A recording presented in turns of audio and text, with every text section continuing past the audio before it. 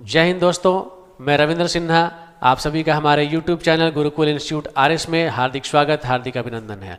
दोस्तों, current affairs के सिलसिले को आगे बढ़ाते हुए आज का हमारा यह वीडियो आपके तमाम प्रतियोगिता परीक्षाओं को ध्यान में रखते हुए YouTube पे अपलोड कर दिया जा रहा है। आप सभी वीडियो को अंत तक जरूर देखिए। ये सभी के सभी जानकारी, सभी के सभी अपडेट्स निस्संदेह आने वाले तमाम प्रतियोगिता परीक्षाओं में आप सभी का काफ़ी सहयोग करेंगे, आप सभी के लिए काफ़ी यूज़फुल साबित होंगे। तो चलिए दोस्तों, समय व्यर्थ न गंवाते हुए स्टार्ट करते हैं आज का पहला जानकारी। आज का पहला स्लाइड क्या कहता है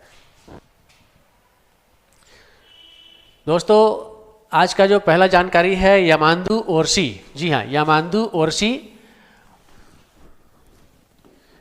ओरसी उरुग्वे के राष्ट्रपति चुने गए हैं। क्या नाम है इनका? यामांदू ओरसी।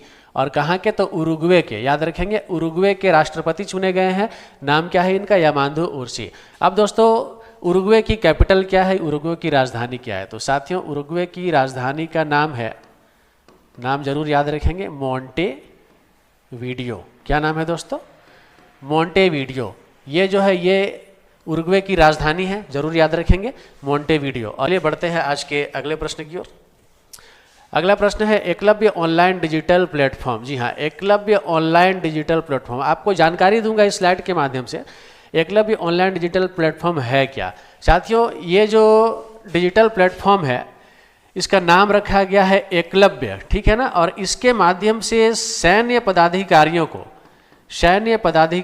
या सैन्य अधिकारियों को क्या किया जाएगा? ऑनलाइन प्रशिक्षण दिया जाएगा। साथियों, ऑनलाइन प्रशिक्षण के उद्देश्य से, है ना, ऑनलाइन प्रशिक्षण दिया जाएगा। इसको आप लोग याद रखेंगे। इसका मुख्य उद्देश्य ऑनलाइन प्रशिक्षण देना है। किसको? सेना के पदाधिकारियों को। और सेना प्रमुख उपेंद्र द्विवेदी ने, ठीक है, सेना प्रमुख उपेंद्र द्विवेदी ने इस ऑनलाइन डिजिटल प्लेटफॉर्म को लॉन्च किया है। ये भी आप लोग याद रख लेंगे। चलिए बढ़ते हैं आज के अगले प्रश्न की ओर, अगले जानकारी की ओर। अगला जानकारी है दोस्तों, आईसीसी के सबसे युवा अध्यक्ष कौन बन गए हैं? तो आईसीसी के सबसे युवा अध्यक्ष जय शाह बने हैं। जी हाँ, बीसीसीआई के प्रेसिडेंट थे और जय शाह वर्तमान में आईसीसी इंटरनेशनल क्रिकेट काउंसिल, जी हाँ, इंटरनेशनल क्रिकेट काउंसिल के सबसे युवा अध्यक्ष बने हैं। जी हाँ, कितनी साल की उम्र में बने हैं? तो 36 साल की उम्र में।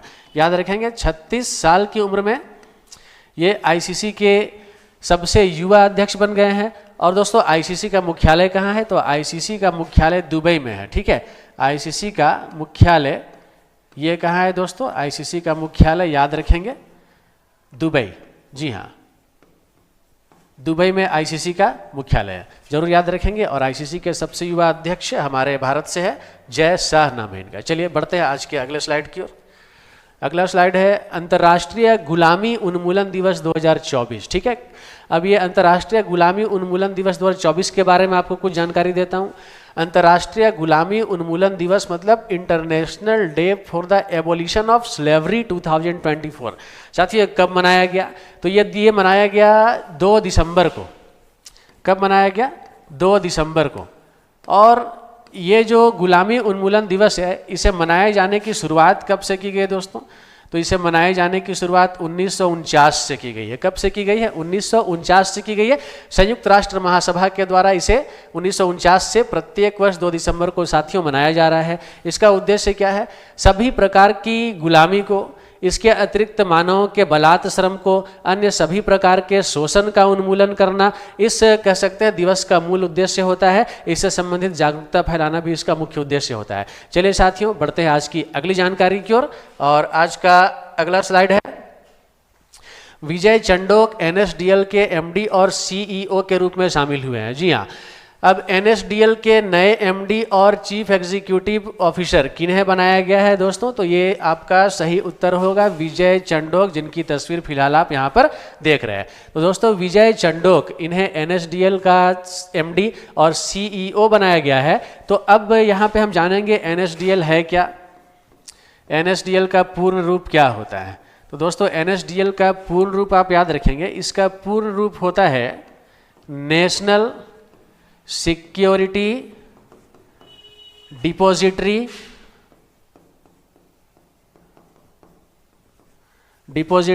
लिमिटेड। याद रखेंगे, नेशनल सिक्योरिटी डिपॉजिटरी लिमिटेड। जी हाँ, NSDL का ये पूर्ण रूप है नेशनल सिक्योरिटी डिपॉजिटरी लिमिटेड। कभी आपसे एग्जाम में अगर पूछा जाए NSDL के नए MD और CEO कौन बनाए गए, आपको उत्तर क्या याद रखना है, विजय चंडोक। और अगर आपसे पूछा जाता है NSDL में S का पूर्ण रूप क्या है, NSDL का पूर्ण रूप क्या है, तो ऐसे कभी कभी किसी एग्जाम में ना इस केवल एक अक्षर का आपसे पूर्ण रूप पूछा जाता है, तो वो भी आपको याद रखना चाहिए। और कभी कभी आपको सारे अक्षरों का पूर्ण रूप पूछा जाता है। तो दोस्तों NSDL का पूर्ण रूप है नेशनल सिक्योरिटी डिपॉजिटरी लिमिटेड, इस बात को आप जरूर याद रख लेंगे। चलिए बढ़ते हैं हमारे अगले स्लाइड की ओर।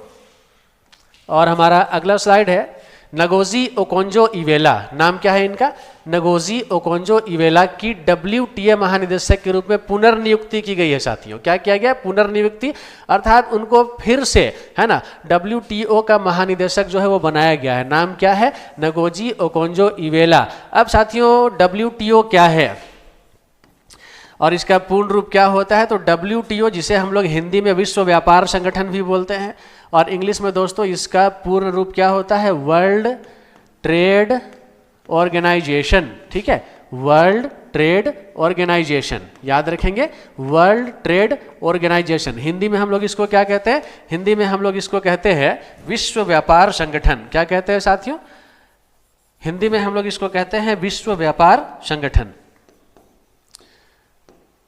विश्व व्यापार संगठन, वर्ल्ड ट्रेड ऑर्गेनाइजेशन। और वर्ल्ड ट्रेड ऑर्गेनाइजेशन का मुख्यालय कहाँ है, इसका हेड ऑफिस कहाँ है दोस्तों, तो वर्ल्ड ट्रेड ऑर्गेनाइजेशन का हेड ऑफिस है जेनेवा स्विट्जरलैंड। कहाँ है दोस्तों, जेनेवा, जेनेवा स्विट्जरलैंड, याद रखेंगे, स्विट्जरलैंड के जेनेवा शहर में इसका मुख्यालय है। और इसकी स्थापना कब हुई थी, तो इसकी स्थापना साथियों की गई थी 1 जनवरी 1995 ईस्वी को। WTO का स्थापना 1 जनवरी 1995 ईस्वी को किया गया। और ये जो WTO है इसके सदस्य देश कितने हैं, तो मेंबर्स कितने हैं साथियों इसके, WTO के सदस्य देश कितने हैं, तो वर्तमान में विश्व व्यापार संगठन में 164 सदस्य देश है। कितने सदस्य देश है, 164 सदस्य देश इस वक्त WTO में है। तो महत्वपूर्ण जानकारी, नगोजी ओकोंजो इवेला को महानिदेशक बनाया गया है WTO का, वर्ल्ड ट्रेड ऑर्गेनाइजेशन का, हेड ऑफिस जेनेवा स्विट्जरलैंड, स्थापना 1 जनवरी 1995, और मेंबर कितने हैं, 164 देश है। चलिए बढ़ा जाए अगले स्लाइड की ओर। और अगली जानकारी है हमारा संविधान हमारा सम्मान पोर्टल। जी हाँ, हमारा संविधान हमारा सम्मान पोर्टल। दोस्तों 26 नवंबर 1949 को भारत का संविधान बनकर तैयार हुआ था, और 26 नवंबर को कह सकते हैं कि हमारे देश का संविधान दिवस भी मनाया जाता है। और संविधान के प्रति लोगों की प्रतिबद्धता को बनाए रखने के लिए, संविधान के जानकारी को और भी ज़्यादा विस्तार देने के लिए, ठीक है, हमारा संविधान हमारा सम्मान पोर्टल की शुरुआत की गई है। तो दोस्तों चलिए बढ़ते हैं अब हम लोग अगले सेगमेंट की ओर, अगले स्लाइड की ओर। और हमारा अगला सेगमेंट क्विज के रूप में है। आप देखेंगे यहाँ पे 1 सितंबर 2025 से शुरू होने वाले दूसरे कार्यकाल के लिए विश्व व्यापार संगठन अर्थात WTO के महानिदेशक के रूप में फिर से नियुक्ति किसे दी गई है। दोस्तों अभी अभी हम लोग इसकी चर्चा किए थे, और इसका राइट आंसर क्या है, option number A, Ngozi Okonjo Iweala. याद रखेंगे, नगोजी ओकोंजो इवेला, इन्हें जो है सो WTO का महानिदेशक के रूप में पुनः जो है नियुक्ति दी गई है। चलिए बढ़ा जाए अगले स्लाइड की ओर। अगला प्रश्न है, भारतीय पेट्रोलियम उद्योग पुरस्कार 2023 में oil marketing company of the year और digitally advanced company of the year सहित कई पुरस्कार किस कंपनी ने जीते हैं। जी हाँ, यहाँ पे पुरस्कार की बात हो रही है, और कौन से पुरस्कार की, भारतीय पेट्रोलियम उद्योग पुरस्कार 2023 में oil marketing company of the year और digitally advanced company of the year सहित कई पुरस्कार किस कंपनी ने जीते हैं। साथियों यहाँ पे ऑप्शन ए है Indian oil corporation, Hindustan petroleum corporation limited, Reliance industries limited और भारत पेट्रोलियम कॉर्पोरेशन लिमिटेड। अब इसका सही उत्तर क्या है दोस्तों, इसका सही उत्तर है ऑप्शन नंबर डी। आप देख सकते हैं ऑप्शन नंबर डी, क्या लिखा है दोस्तों, भारत पेट्रोलियम कॉर्पोरेशन लिमिटेड। जी हाँ, BPCL, Bharat petroleum corporation limited को यह पुरस्कार साथियों दिया गया है। चलिए चला जाए अगले स्लाइड की ओर। और अगला स्लाइड है NSDL के बारे में। जैसा कि अभी चर्चा की हमने, NSDL का पूर्ण रूप नेशनल सिक्योरिटीज डिपॉजिटरी लिमिटेड होता है कि प्रबंध निदेशक और मुख्य कार्यकारी अधिकारी के रूप में किसे नियुक्त किया गया है। जी हाँ, NSDL का प्रबंध निदेशक यानी मैनेजिंग डायरेक्टर और मुख्य कार्यकारी अधिकारी अर्थात चीफ एग्जीक्यूटिव ऑफिसर यानी MD एंड CEO किसे बनाया गया है। दोस्तों अभी अभी इसकी चर्चा हम लोग किए थे और इसका राइट आंसर क्या था? ऑप्शन बी, विजय चंदोक। याद रखेंगे, विजय चंदोक। जी हाँ, इसका सही उत्तर है विजय चंदोक। चलिए बढ़ते हैं अगले प्रश्न की ओर। अगला प्रश्न है विश्व एड्स दिवस 2024 का विषय क्या था? जी हाँ, विश्व एड्स दिवस। अब ये विश्व एड्स दिवस कब मनाया जाता है?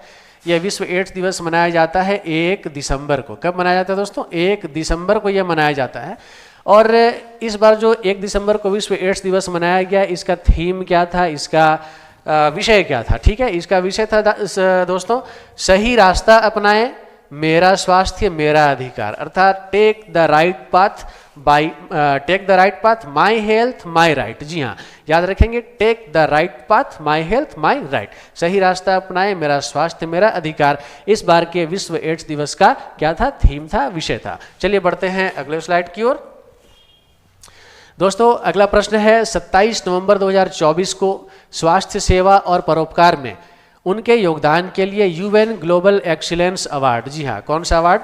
UN ग्लोबल एक्सीलेंस अवार्ड से किसे सम्मानित किया गया था? जी हाँ, अब ये पुरस्कार किसे दिया गया, यह सम्मान किसे दिया गया? दोस्तों इसका सही उत्तर कौन सा होगा? ऑप्शन नंबर डी, बसंत गोयल का नाम आप याद रखेंगे, बसंत गोयल को। ठीक है, 27 नवंबर 2024 को स्वास्थ्य सेवा और परोपकार में उनके उल्लेखनीय योगदान के लिए UN ग्लोबल एक्सीलेंस अवार्ड से सम्मानित किया गया है। नाम जरूर याद रखेंगे, बसंत गोयल। चलिए बढ़ते हैं अगले स्लाइड की ओर। और हमारा अगला प्रश्न है अंतर्राष्ट्रीय गुलामी उन्मूलन दिवस 2024 कब मनाया जाएगा? जी हाँ, अंतर्राष्ट्रीय गुलामी उन्मूलन दिवस 2024 कब मनाया जाएगा? दोस्तों इसका उत्तर है 2 दिसंबर। 2 दिसंबर की तारीख बीत चुकी है, सही उत्तर इसका क्या है? 2 दिसंबर। जी हाँ, 2 दिसंबर। चलिए बढ़ते हैं आज के हमारे अगले और अंतिम प्रश्न की ओर।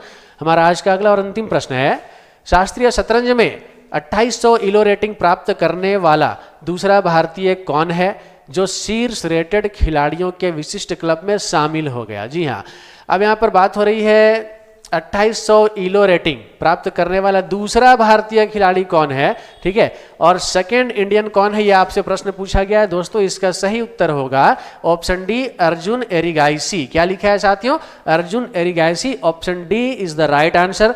अब इस प्रश्न में हमको ये जानना चाहिए कि आखिरकार अर्जुन एरिगाइसी अगर सेकेंड पर्सन है तो फिर ऐसा पहला व्यक्ति कौन है जिन्हें यह रेटिंग हासिल हुई थी? तो दोस्तों ऐसा भारत की ओर से अर्जुन एरिगाइसी दूसरे व्यक्ति है, जबकि अर्जुन एरिगाइसी से पहले शतरंज के मशहूर खिलाड़ी विश्वनाथन आनंद को यह उपलब्धि हासिल हो चुकी है साथियों, विश्वनाथन आनंद। और अब तक ऐसे कितने शतरंज के खिलाड़ियों को यह उपलब्धि हासिल हुई है? तो दोस्तों अब तक ऐसे टोटल 16 शतरंज के खिलाड़ियों को यह उपलब्धि हासिल हुई है।